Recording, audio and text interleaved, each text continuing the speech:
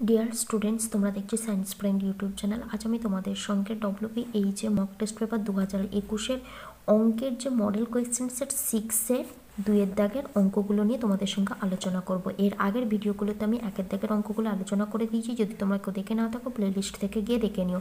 দেখো 2-এর 1-এর অঙ্কটা কি বলেছে, 1 বছরে আসল ও সুদ আসলের অনুপাতটা আমাকে দিয়ে দিয়েছে। কত বলেছে? আসলটা 25 আর সুদ আসলটা কত না 27।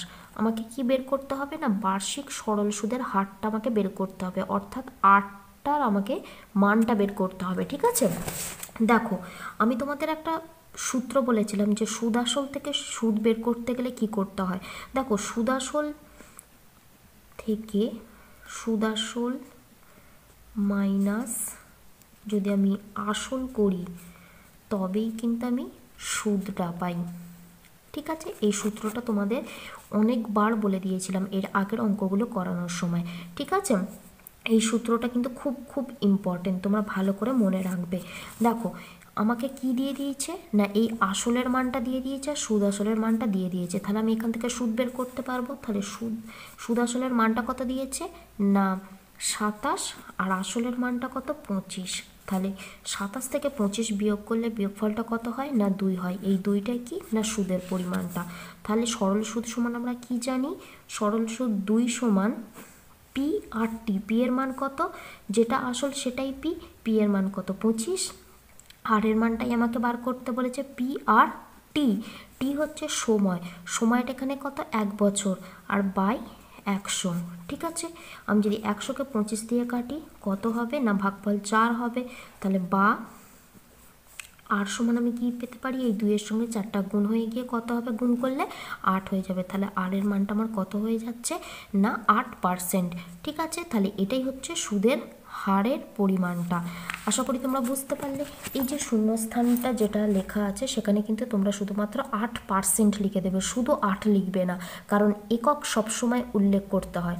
তাহলে তোমরা বুঝতে পারলে। এবার আসি নেক্সট অঙ্কটা, 2-এর অঙ্কটা কি বলেছে দেখো, 1/8 ও x/25 মধ্য সমানুপাতে কত দিয়ে দিয়েছে না 1/10 হলে x এর মানটা আমাকে নির্ণয় করতে বলেছে। ঠিক আছে, x/y এটা হচ্ছে সমানুপাতিক চিহ্ন, আর এইগুলো হচ্ছে অনুপাতের চিহ্ন। ঠিক আছে, ধরো তোমাকে মধ্য সমানুপাতিটা আমাকে বের করতে বলেছে। তাহলে এই যে y আমি সেকেন্ড পদটা লিখলাম প্রথম সমানুপাতের, আর এই যে দ্বিতীয় যে সমানুপাতটা আমি লিখবো সেই সমানুপাতের প্রথম পদটা আর প্রথম সমানুপাতের দ্বিতীয় পদটা কিন্তু সমান হবে। ঠিক আছে, যদি এটা মধ্য সমানুপাতি তোমাকে নির্ণয় করতে দেয়। আশা করি তোমরা বুঝতে পারলে। ধরো এবার তোমাকে চতুর্থ পদটা বের করতে বলে, তাহলে তুমি কি করবে না, তখন x/y এটা সমানুপাতি। ধর এখানে তখন কিন্তু ওয়াই লিখলে হবে না, তুমি যে কোনো একটা মান দিতে হবে। ধরো তুমি জেড লিখলে, তোমাকে চতুর্থ পদের মানটা আমাকে নির্ণয় করতে বলেছে, তাহলে এটাও তোমাকে যে কোনো একটা মান লিখতে হবে। আশা করি তোমরা বুঝতে পারলে। এই তৃতীয় আর চতুর্থ পদটাই কিন্তু বেশি নির্ণয় করতে বলে। এখানে যে অঙ্কটা বলেছে সেটা হচ্ছে কি বলেছে না 1/8 মধ্য সমানুপাতটা বলে দিয়েছে কত না 1/10। তাহলে আমি কিভাবে লিখছি, 1/8 সমানুপাতি চিহ্ন দিয়ে 1/10 কত বলেছে না x/25। দেখো আমি তাহলে কিভাবে লিখলাম স্ট্রাকচারটা, দেখো উপরে স্ট্রাকচারটার মতো সেম স্ট্রাকচার আমি এখানে পেলাম। এখান থেকে আমি কি লিখতে পারি না 1/8 আমি উপরে লিখলাম। যখন এরকম সমানুপাতি চিহ্ন দেওয়া থাকবে মাঝখানে সমান দিতে হবে। ঠিক আছে, এবং এই যে অনুপাত মানে কি ভাগ আকারে লেখা হচ্ছে। তাহলে উপরে দেখো 1/8 কারণ এটা প্রথম পদ, আর 1/10টা হচ্ছে দ্বিতীয় পদের ক্ষেত্রে, মানে শুধুমাত্র এইটুকুর ক্ষেত্রে। এবং এইটার ক্ষেত্রে কি হচ্ছে না এইটা হচ্ছে প্রথম পদ, তাহলে আমার উপরে এটা লিখতে হবে দ্বিতীয় পদ কোনটা না x/25। আশা করি তোমরা বুঝতে পারলে। এবার দেখো x এর মানটা কিভাবে আমি বার করতে পারবো, দেখো কোনাকুনি গুণ করতে হবে। ঠিক আছে, তাহলে 1/8 ইন্টু x/25 আমি লিখলাম। একইভাবে 1/10 ইন্টু 1/10 আমি লিখে দিলাম। ঠিক আছে, এবার দেখো 1/8 ইন্টু x/25 10 10 নিচে গুণ করলে কত হয় 100 হয়, উপরে একের একের সঙ্গে গুণ করলে কত হয় 1 হয়। 25 আমি যদি 100 দিয়ে 25কে ভাগ করি, ভাগফল কত হচ্ছে না 4 হচ্ছে। তাহলে দেখো এই 8 আবার 4 দিয়ে ভাগ যায়, ঠিক আছে, তাহলে ভাগ গেলে কত হচ্ছে ভাগফল আমার 2 হচ্ছে। তাহলে দেখো একে উপরে কি পড়ে আছে 1 আর x পড়ে আছে, সেটা গুণ আকারে আছে, তাহলে একের সঙ্গে x গুণ করলে কত হয় x। আর নিচে কত পড়ে আছে দেখো 2 পড়ে আছে, ডান দিকে কি পড়ে আছে শুধুমাত্র 1 পড়ে আছে। এখন x সমান আমি কি লিখতে পারি, এই দুইটা একের সঙ্গে গুণ হয়ে যাবে, গুণ হলে কত হয় গুণফলটা 2 হয়। তাহলে এই নির্ণয় উত্তরটাই কিন্তু আমাদের রাইট অ্যান্সার হয়ে যাবে। আশা করি তোমরা বুঝতে পারলে। তোমরা x এর মান সমান এখন কত পেলে না 2 পেলে, এটাই আমাদের বার করতে বলেছে। তাহলে এই শূন্যস্থানের জায়গায় তোমরা শুধুমাত্র 2 লিখে দেবে। এবার আসি তৃতীয় কোশ্চেনটা, দেখো বৃত্তস্থ বর্গক্ষেত্রের কর্ণ বৃত্তের শূন্যস্থান হবে। সেট 4-এ সেম অঙ্ক পড়েছিল, সুতরাং এই অঙ্কটা কিন্তু ভীষণ ইম্পর্টেন্ট। আশা করি তোমরা বুঝতে পেরেছো। সেট 4-এ আমি অঙ্কটার ছবি দেখেও বুঝিয়ে দিয়েছি ভালো করে, তোমরা সেখান থেকে দেখে নিও। সেই ভিডিওর লিঙ্কটাও আমি ডেসক্রিপশন বক্সে দিয়ে দেবো, তোমরা দেখে নেবে, ঠিক আছে। এবার আসি 4-এর অঙ্কটা, দেখো কি বলেছে, √125 থেকে √5 বিয়োগ করলে বিয়োগফল কত হবে। তাহলে আমি 4-এর অঙ্কটা করাচ্ছি। দেখো 4-এর অঙ্কটা কি বলেছে না, √125 থেকে √5 আমি যদি বিয়োগ করি, দেখো 125-এর আমি উৎপাদকে বিশ্লেষণ করব, কত হবে না 5 আর 25 হবে, ঠিক আছে। আবারও ভাগ যায় 5 দিয়ে, কত হয় না 5 হয় ভাগফল, আর যাবে না। তাহলে 125কে আমি কিভাবে লিখতে পারি না 5 গুণিতক 5 গুণিতক 5 মাইনাস √5 যেরকম আছে রেখে দিলাম। এবার দেখো যেহেতু রুট আছে, তার মানে দুটো 5-এর জন্য একটা 5 বাইরে বেরিয়ে আসবে, ঠিক আছে। এটা পড়ে হয়েছে কত না একটা 5, সেটা আমি √5-এর মধ্যেই রেখে দিলাম। তাহলে মাইনাস √5 আমি লিখে দিলাম। দেখো এইটা আর এইটা থেকে আমি কি কমন নিতে পারি না √5 কমন নিতে পারি, কারণ √5 দুটো জায়গাতেই আছে। তাহলে দেখো 5 × √5 থেকে আমি যদি √5 নিয়ে নিই, পড়ে থাকে কত 5, মাইনাস চিহ্ন আছে মাইনাস দিলাম। √5 থেকে আমি যদি √5 নিয়ে নিই, পড়ে থাকে কত না 1 পড়ে থাকে। কারণ কি কোনো কিছু নেই মানে আমাকে ধরে নিতে হবে একের সঙ্গে কিন্তু √5 গুণ আকারে আছে, সেই কারণেই কিন্তু আমি একটা লিখতে পারলাম। আশা করি তোমরা বুঝতে পারলে। এবার দেখো √5 ইন্টু আমি কী লিখতে পারি না 5 থেকে আমি যদি 1 বিয়োগ করি, বিয়োগফল কত হয় 4। তাহলে আমার নির্ণয় অ্যান্সারটা কত হচ্ছে না 4 × √5। তোমরা কিন্তু এটা লিখলেও হয়, ঠিক আছে, কোনো অসুবিধা নেই। কিন্তু আমি লিখতে কি বললাম না 4 × √5 লিখতে বললাম, কারণ নিয়মটা কিন্তু এটাই, আগে সংখ্যায় লিখতে হবে, তারপরে কিন্তু রুট দিয়ে যে মানটা আছে সেই মানটা লিখতে হবে। আশা করি তোমরা বুঝতে পারলে। তাহলে শূন্যস্থান যেটা আছে সেটা তোমরা কি লিখে দেবে না 4√5 লিখে দেবে। এবার আসে 5 নম্বর অঙ্কটা।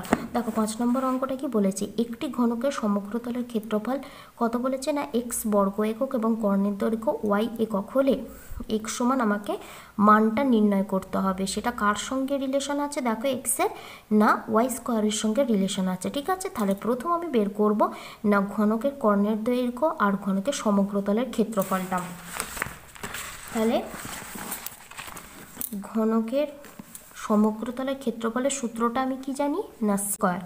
এখানে এ মানে কি না এ হচ্ছে বাহুর দৈর্ঘ্য, ঠিক আছে, এর মানটা হচ্ছে বাহুর দৈর্ঘ্য।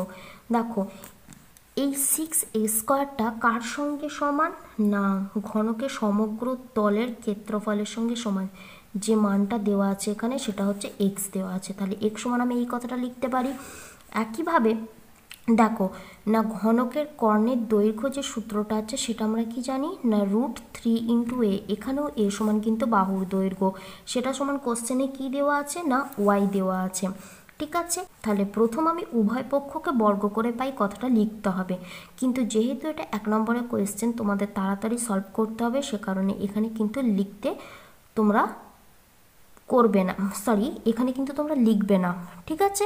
এবার দেখো উভয় পক্ষকে বর্গ করলে কি হবে না y² হয়ে যাবে, আর একে যদি আমি বর্গ করি কত মান পাবো না √3 এর মানটা হচ্ছে কত না 3, ঠিক আছে, কারণ √3 মানে কি, দুটো √3 গুণ হলে সবসময় কি হয়, মানটা 3 হয়ে যায়।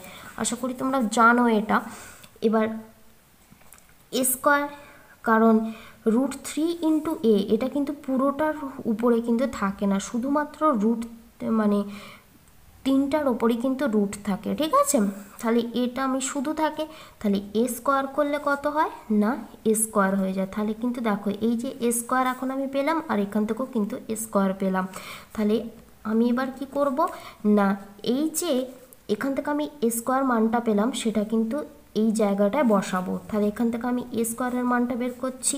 এ স্কোয়ার সমান আমি কত লিখতে পারি, ওয়াই স্কোয়ার বাই 3, কারণ এখানে 3টা এ স্কোয়ারের সঙ্গে গুণ আকারে আছে।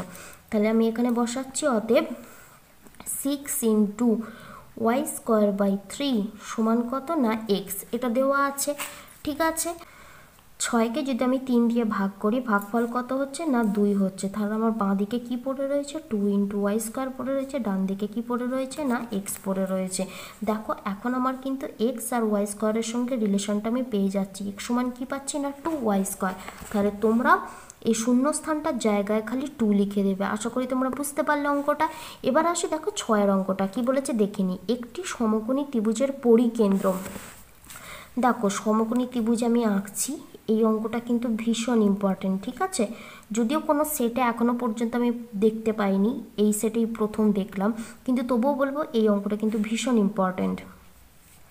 দেখো কি বলেছে না সমকোণী ত্রিভুজ। ঠিক আছে, এটা একটা সমকোণী ত্রিভুজ, কারণ এই যে কোণটা আমি বক্স করলাম সেটা কিন্তু কত ডিগ্রি না 90 ডিগ্রি, সে কারণেই কিন্তু এটা সমকোণী ত্রিভুজ। ঠিক আছে, এই সমকোণী ত্রিভুজের এই যে বাহুটা সেটা হচ্ছে অতিভুজ। বলছে সমকোণী ত্রিভুজের পরিকেন্দ্র কোথায় থাকে। ঠিক আছে, কোশ্চেনটার মানেটা এটাই, পরিকেন্দ্র সবসময় কোথায় থাকে না অতিভুজের ওপর অবস্থিত হয়। তাহলে পরিকেন্দ্র কথাটা বলেছে, কেন্দ্র মানেই কি নাম অতিভুজকে দুটি সমান ভাগে ভাগ করবে। ঠিক আছে, তাহলে এইটাই হচ্ছে কেন্দ্র। আশা করি তোমরা বুঝতে পারলে। তাহলে তোমরা এই শূন্যস্থানের জায়গায় কি লিখবে না একটি সমকোণী ত্রিভুজের পরিকেন্দ্র অতিভুজের মধ্যবিন্দু। মধ্যবিন্দু মানেও কিন্তু যে একটি দৈর্ঘ্যকে একটি সরলরেখাকে দুটি সমান ভাগে ভাগ করবে, সে কারণেই কিন্তু মধ্য কথাটা যুক্ত হয়েছে। ঠিক আছে, সে কারণেই তোমরা যেটা লিখবে আমি বলে দিলাম। আশা করি তোমরা বুঝতে পেরেছো। এবার আসি 3এর দাগের অঙ্কটা। দেখো 3এর দাগের অঙ্কগুলো কি বলেছে না সত্য মিথ্যা আমাকে লিখতে বলেছে। 1এর দাগের অঙ্কটা কি বলেছে দেখে নিই। 1এর দাগের অঙ্কটা কিন্তু ভীষণ ইম্পর্টেন্ট। এই অঙ্কটা এর সাথে আরেকটা অঙ্ক আছে সেম টাইপের, সেই অঙ্কটাও কিন্তু এই আগের সেটগুলোতে কিন্তু অনেকবার পড়েছে। ঠিক আছে, কি বলেছে দেখো, সুদের হার সমান হলে নির্দিষ্ট আসলের 3 বছরের সরল সুদ চক্রবৃদ্ধি সুদের তুলনায় কিন্তু বেশি হবে না, সেক্ষেত্রে কিন্তু চক্রবৃদ্ধি সুদের পরিমাণটা বেশি হয়। তাহলে এইখানটা কোশ্চেনটা কি হবে, মিথ্যা হবে। ঠিক আছে, এবার আসি 2 নম্বর অঙ্কটা কি বলেছে দেখো, x² - 2x + 3 = 0 দ্বিঘাত সমীকরণের বীজদ্বয় বাস্তব, এটা সত্য হবে না মিথ্যা হবে। তাহলে আমি দেখে নিই বীজদ্বয় বাস্তব হবে কি না, সেটার সূত্রটা কি না b² = 4ac। যদি b² = 4ac << 0 হয় সেক্ষেত্রে কিন্তু বীজদ্বয় কখনো বাস্তব হবে না। ঠিক আছে, তাহলে আমি 3এর দাগের 2এর অঙ্কটা কি বলছে দেখে নিই। মানে সমীকরণটা কি দেওয়া আছে না x² - 2x + 3 = 0। ঠিক আছে, এই সমীকরণটা দেওয়া। তাহলে বীজদ্বয় যদি বাস্তব না হয় তাহলে কি হয় না b² = 4ac << 0। আগে আমি দেখব যে b² = 4ac = কত বেরোচ্ছে। দেখো b এর মানটা এখানে কত না -2 তার হোল স্কোয়ার -4, এর মানটা কত না x² এর সহগ 1, কিছু নেই মানে কারণ x² এর আগে আমাকে 1 ধরতে হবে, c এর মানটা কত না 3 হবে। ঠিক আছে, এবার দেখো মাইনাস যেহেতু আছে, আমি কি বলেছিলাম পাওয়ার যদি জোড় সংখ্যা থাকে চিহ্নটা পরিবর্তন হয়ে যাবে, তাহলে প্লাস হবে। 2 স্কোয়ার করলে কত হয় না 4 হয়। মাইনাস আছে মাইনাস দিয়ে দিলাম। 4-এর সঙ্গে 3 গুণ করলে কত হয় না 12 হয়। 12-র সঙ্গে 1 গুণ করলে 12ই হয়, সে কারণে আমি কিন্তু একবারে 12 লিখে দিলাম। ঠিক আছে, এবার দেখো প্লাসে মাইনাসে কি হয় না মাইনাস হয়। তাহলে 12 থেকে আমার 4 বিয়োগ করলে কত হচ্ছে না 8 হচ্ছে। যেহেতু 12 বড়, 4-এর থেকে 12-র আগে মাইনাস আছে বলে মাইনাস দিয়ে দিলাম। দেখো এই মানটা কি 0-র থেকে ছোট, যেহেতু 0-র থেকে ছোট হওয়ায় তার মানে আমি কখনোই বীজদ্বয় বাস্তব পাবো না। ঠিক আছে, তাহলে বীজদ্বয় বাস্তব নয়। তাহলে আমার কোশ্চেনটা এখানে কি হবে উত্তর না সেইটা হবে মিথ্যা। আশা করি তোমরা বুঝতে পারলে। এবার আসি 3 নম্বর কোশ্চেনটা। দেখো ও কেন্দ্রীয় বৃত্তের এবি ব্যাস বলে দিয়েছে এবং পি ওই বৃত্তের পরিধির উপর অবস্থিত একটি বিন্দু। পি ও এ সমান 120 হলে বিপি ও এর মানটা কত সেটা বলে দিয়েছে 60 ডিগ্রি। এটা সত্য না মিথ্যা হবে সেটাই লিখতে হবে। তাহলে কোয়েশ্চেনটা আগে আমি দেখছি। ঠিক আছে, ছবিটা এঁকে কি বলেছে না এবি হচ্ছে ব্যাস, ও হচ্ছে কেন্দ্র আর এবি হচ্ছে ব্যাস। বলছে পি হচ্ছে ওই বৃত্তের উপর অবস্থিত যে কোনো একটি বিন্দু। ঠিক আছে, আমি পি এঁকে দিলাম। এবার দেখো পি ও ও আর এ, এই যে এটা ও এর সঙ্গে যুক্ত আছে, আমাকে কি কোন মানটা দিয়ে দিয়েছে না পি ও এ এই মানটা দিয়ে দিয়েছে। এই মানটা কত বলেছে না 120 ডিগ্রি আমাকে বলে দিয়েছে। আমাকে বলেছে বি পি ও এই কোণের মানটা আমাকে জিজ্ঞাসা করেছে। ঠিক আছে, এই কোণের মানটা আমি পাশে লিখে দিচ্ছি, বিপি ও এর মানটা বিপিও ইজ ইকুয়াল টু জিজ্ঞাসার চিহ্ন। তাহলে আমাকে প্রথম কি বের করতে হবে, দেখো এবি একটা ব্যাস বলে দিয়েছে। ঠিক আছে, আমি এখান থেকে কি জানতে পারি না যেহেতু এবি একটা ব্যাস সে কারণে এবি অর্থাৎ এ ও বি কোণটার মানটা কত হবে, এ ও বি কোণটার মান 180 ডিগ্রি হবে, কারণ এটা সরল কোণ। সেই জন্য আমাকে তার মধ্যে একটা পোর্শন কত দিয়ে দিয়েছে না 120 আমাকে বলে দিয়েছে। তাহলে অপর পোর্শনটা আমি বের করতে পারি এখান থেকে। তাহলে আমি অপর পোর্শনটা অর্থাৎ বি ও পি সমান আমি কি লিখতে পারি, বি ও পি সমান 180 থেকে আমি যদি 120 বাদ দিই কত হবে না 60 ডিগ্রি হবে। তাহলে বি ও পি এর মানটা পেয়ে গেলাম। ঠিক আছে, এবার দেখো ও হচ্ছে কেন্দ্র, ও থেকে বি কি হয় না ব্যাসার্ধ হয় এই বৃত্তের। একইভাবে আমি কি বলতে পারি না ও থেকে পিও হচ্ছে একটা ব্যাসার্ধ। তাহলে যেহেতু ব্যাসার্ধ সে কারণে ও বি সমান ওপি আমি লিখতে পারি, কারণ দুটোই কি না বৃত্তের ব্যাসার্ধ। তাহলে যেহেতু দুটো মানে দুটো দৈর্ঘ্য সমান সেই কারণে আমি কি লিখতে পারি না ওবির দৈর্ঘ্যটা যদি আমি এক্স ধরি ওপির দৈর্ঘ্যটাও হবে এক্স। ঠিক আছে, এখান থেকে দৈর্ঘ্যটা নয় কোণটা, যেহেতু দৈর্ঘ্য সমান কারণ ব্যাসার্ধ এটা সে কারণে কোণটাও সমান হবে। ঠিক আছে, তাহলে আমরা কি জানি না ত্রিভুজের 3টি কোণের সমষ্টি হয় 180 ডিগ্রি। তাহলে আমি এখান থেকে কি লিখতে পারি না এক্স প্লাস কত পেলাম না এটা 60 পেলাম। তাহলে 60 সমান কত না ত্রিভুজের 3টি কোণের সমষ্টি, এক্স আর এক্স যোগ করলে কত হয় 2x। 180 থেকে আমি যদি 60 বিয়োগ করি কত হয় না 120 হয়। তাহলে এখান থেকে আমি x সমান কত পাচ্ছি না 120/2 ভাগ করলে কত হয় না 60 হয়। তাহলে এই দুটো কোণের মান কত হচ্ছে না 60 ডিগ্রি করে 60 ডিগ্রি। ঠিক আছে, তাহলে আমি এখন এই কোণটার মান কত পেলাম না 60 ডিগ্রি পেলাম।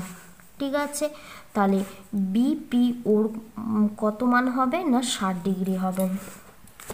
দেখো কোশ্চেনে কিন্তু ওটাই দেওয়া আছে, তাহলে কোশ্চেনের অ্যান্সারটা কি হবে না সত্য হবে। এবার আসি 4 নাম্বারটা, অংশীদারি ব্যবসায় কমপক্ষে লোকের দরকার 3 জন। এখানে কিন্তু কোশ্চেনটা মিথ্যা হবে, কারণ অংশীদারি কারবার হয় সবসময় কি হয় না কমপক্ষে 2টো লোক থাকতেই হবে, কারণ একজন লোক দ্বারা কিন্তু অংশীদারি কারবার হয় না, সে কারণে কমপক্ষে 2 জন থাকতেই হবে। ঠিক আছে, কারণ এখানে তো তোমার পার্টনারশিপ ব্যাপার থাকে, সেই কারণে কিন্তু পার্টনারশিপ তো আর একা একা হয় না, অনেকজনের সঙ্গে মিলা হয়। যেহেতু এখানে কমপক্ষে কথাটা বলেছে সে কারণে দুজন আমার লাগবেই, ঠিক আছে, একজন মালিক আর একজন হচ্ছে অপর লোক, এইভাবেই অংশীদারি কারবারটা হয়। এবার আসি 5 নাম্বারটা, কি বলেছি, এবিসি সমকোণী ত্রিভুজের এসি হচ্ছে অতিভুজ, এবি বাহুকে অক্ষ ধরে ত্রিভুজটি একবার পূর্ণ আবর্তনে যে লম্ব বৃত্তাকার শঙ্কু উৎপন্ন হয় তার ব্যাসার্ধ এবি বাহু, সত্য না মিথ্যা হবে সেটাই আমাকে জিজ্ঞাসা করেছে। দেখো এই অঙ্কটা কিন্তু আর একটা সেটেও পড়েছিল, সেখানে কিন্তু কোশ্চেনটা এইভাবে ছিল না, পড়েছিল যে সমকোণী ত্রিভুজের একটি বাহুকে অক্ষ ধরে যদি পূর্ণ আবর্তন করি তাহলে কোন ধরনের ঘনবস্তু আমরা পেয়ে থাকি। এই কোশ্চেনটার উত্তরটা কিন্তু শঙ্কু হবে, ঠিক আছে। অনেকে লিখতেও পারো যে লম্ব বৃত্তাকার শঙ্কু, সেক্ষেত্রে কিন্তু আরও ভালো হবে। এখানে কিন্তু কোশ্চেনটা উল্টো বলেছে। দেখো কি বলেছে, আমি তোমাদের বোঝাচ্ছি 5 অঙ্কটা। দেখো বলেছে যে এবিসি একটা সমকোণী ত্রিভুজ আমাকে বলে দিয়েছে, যার এসি কিন্তু অতিভুজ। তাহলে যদি এ আর সি অতিভুজ হয় তাহলে এই কোণটার মানটা কত হবে, না বি, ঠিক আছে। এবার বলেছে কি না এবি বাহুকে অক্ষ ধরে আমি যদি পূর্ণ আবর্তন করি সেক্ষেত্রে কি হচ্ছে না, দেখো এরই প্রতিচ্ছবি এইদিকে একটা তৈরি হচ্ছে, ঠিক আছে। তাহলে এর নামটা আমার এখানে কোশ্চেনে বলেনি, শুধু বলেছে যদি লম্ব বৃত্তাকার শঙ্কু তৈরি হয় তবে বলেছে যে এবি বাহু তার ব্যাসার্ধ, কিন্তু আমি এখানে ব্যাসার্ধটা কত পাচ্ছি না, বিসি। তাহলে কোশ্চেনটা কি হবে না, সরি কোশ্চেনের উত্তরটা হবে মিথ্যা। আশা করি তোমরা বুঝতে পারলে এখানে মানে ব্যাসার্ধের মানটা কত হবে না, বিসি হবে। এবার আসি দেখো 6 নম্বর অঙ্কটা। 6 নম্বর অঙ্কটা কি বলেছে, দেখো এক্স প্রপোর্শনাল টু জেড এবং ওয়াই প্রপোর্শনাল টু জেড হলে এক্স ওয়াই সমান জেড স্কোয়ার সত্য হবে না মিথ্যা হবে সেটাই কিন্তু নির্ণয় করতে হবে। তাহলে sorry x proportional to Z, এখান থেকে আমি কি লিখতে পারি না এক্স সমান কে ওয়ান ইন্টু জেড, যেখানে কে ওয়ান সমান ধ্রুবক, ঠিক আছে। তোমরা কিন্তু এখানে পাশে লিখে দেবে, যেহেতু এটা শর্ট কোশ্চেন পাশে না লিখলেও হবে, কিন্তু এটা যদি বড় কোশ্চেন পড়তো তোমাদের কিন্তু পাশে লিখতে হতো, ঠিক আছে। আর একটা কি কন্ডিশন দিয়েছে না ওয়াই প্রপোর্শনাল টু জেড, তাহলে এখান থেকে আমি কি লিখতে পারি ওয়াই সমান কে টু ইন্টু জেড। এখানে কিন্তু কে ওয়ান দেবে না, কারণ এক জায়গায় তোমরা কে ওয়ান দিয়ে দিয়েছো, দুটি ধ্রুবক পদ এক দেবে না, ঠিক আছে। এবার দেখো যেটা আমাকে বার করতে বলেছে এক্স ওয়াইয়ের মানটা কত হবে। তাহলে এক্স আর ওয়াই আমাকে গুণ করতে হবে। এক্সের মানটা এখানে কত পেলাম কে ওয়ান ইন্টু জেড, ওয়াইয়ের মানটা কত পেলাম কে টু ইন্টু জেড। এবার দেখো জেড আর জেডের গুণ করলে কত হয় না জেড স্কোয়ার হয়, আর কে ওয়ান গুণ করলে কি হয় না একটা ধ্রুবক পদ আমরা পেয়ে থাকি, সেই ধ্রুবক পদটাকে আমি কে দ্বারা লিখছি। তাহলে দেখো আমি এখান থেকে কি লিখতে পারি না X into Y proportional to Z square আমি লিখতে পারি। তাহলে কি হলো না এটা হচ্ছে সত্য হলো, ঠিক আছে। এইটা তোমরা কি লিখবে না সত্য লিখে দেবে। এই সেম কোশ্চেন তোমাদের বইতে আছে, সেখানে কিন্তু শুধুমাত্র এই জেডের পাওয়ারে যে 2টা আছে সেটা কিন্তু ছিল না, সেই জন্য তোমাদের ওখানে অ্যান্সারটা কি হয়েছিল না মিথ্যা হয়েছিল, ঠিক আছে। আশা করি তোমরা 3 দাগের অঙ্কগুলোও সব বুঝতে পেরেছো। আজ এই পর্যন্ত, নেক্সট ভিডিওতে আবার পরের সেট নিয়ে তোমাদের সঙ্গে দেখা হবে।